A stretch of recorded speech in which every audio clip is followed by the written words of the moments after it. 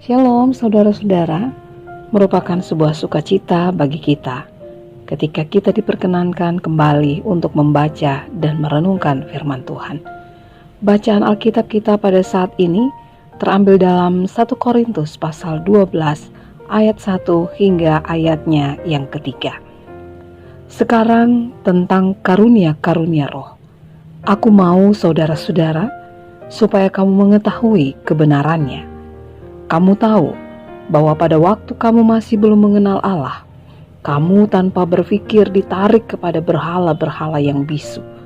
Karena itu aku mau meyakinkan kamu bahwa tidak ada seorang pun yang berkata-kata oleh Roh Allah dapat berkata, "Terkutuklah Yesus," dan tidak ada seorang pun yang dapat mengaku, "Yesus adalah Tuhan," selain oleh Roh Kudus. Demikianlah pembacaan Alkitab. Ketika virus corona mulai menjadi wabah yang akhirnya menjadi pandemi COVID-19, semua berita mulai mengulas tentang hal ini. Semua orang mulai mencari tahu apa itu virus corona. Berita tentang virus ini menjadi trending topik karena selalu disosialisasikan. Pemerintah berupaya memberikan info dengan sebenar-benarnya tentang bahayanya serta pencegahannya. Pemahaman yang benar akhirnya membuat banyak sekali perubahan. Jika dulu orang tidak terbiasa menggunakan masker, mencuci tangan, menjaga jarak, menjaga kesehatan dan kebersihan, maka saat ini orang mulai dibiasakan untuk memperhatikan hal-hal tersebut. Perubahan ini terjadi karena pemahaman yang benar.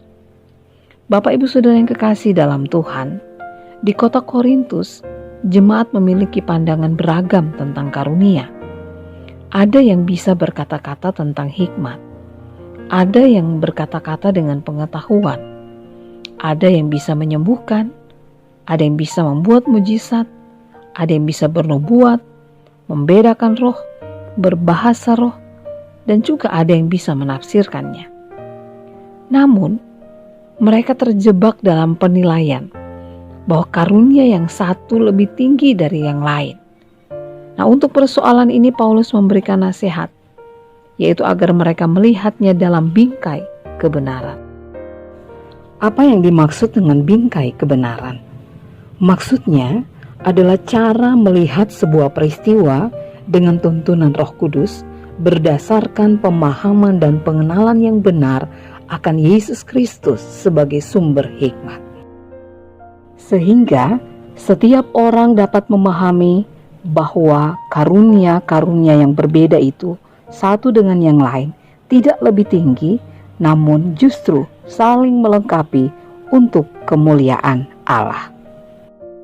Jika dulu orang diperhadapkan dengan berbagai macam karunia, maka saat ini sepertinya karunia-karunia itu tidak lagi dipersoalkan.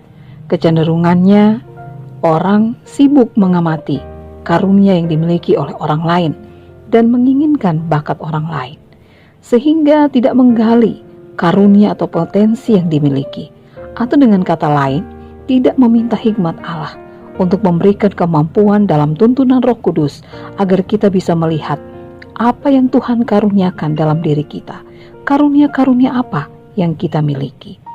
Dampaknya adalah cara berpikir yang salah yang terlihat dalam perbuatan, di mana seseorang akan merasa minder, tidak mau melayani, bahkan bersikap apatis.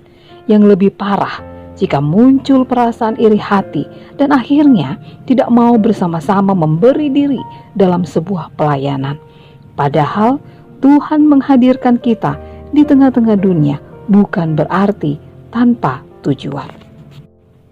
Setiap orang percaya adalah anggota tubuh Kristus, memiliki peran dan fungsi yang berbeda, masing-masing menurut keunikan dan karunia yang dipercayakan. Tidak ada anggota tubuh Kristus yang serba bisa, sehingga bisa menggantikan semua peran dan fungsi anggota tubuh yang lain. Satu saja anggota tubuh Kristus tidak berfungsi secara maksimal, maka tubuh Kristus pun akan mengalami kepincangan.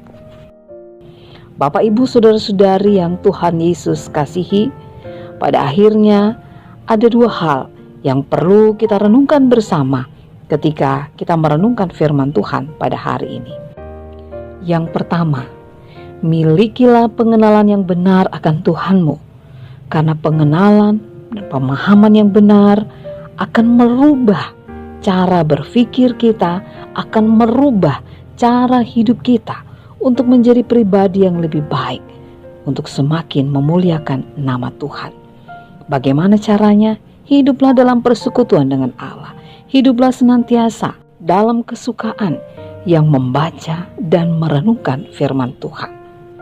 Hal yang kedua, kita adalah anggota tubuh Kristus yang masing-masing punya peran dan fungsi yang berbeda.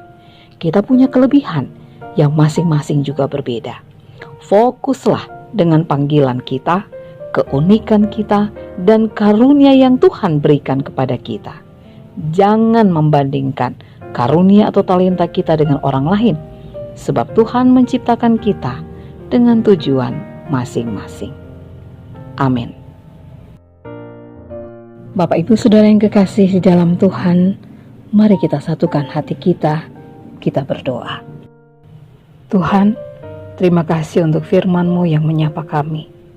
Tuntun dan ajarlah kami untuk semakin lebih mengenal dan memahami-Mu dengan baik dalam kuasa Roh yang kudus, sehingga kami dapat berbuat dan terus menggali, bahkan mengoptimalkan karunia yang Tuhan berikan untuk memuliakan nama-Mu dalam kehidupan yang dipercayakan untuk kami dalam setiap panggilan dan pengutusan kami.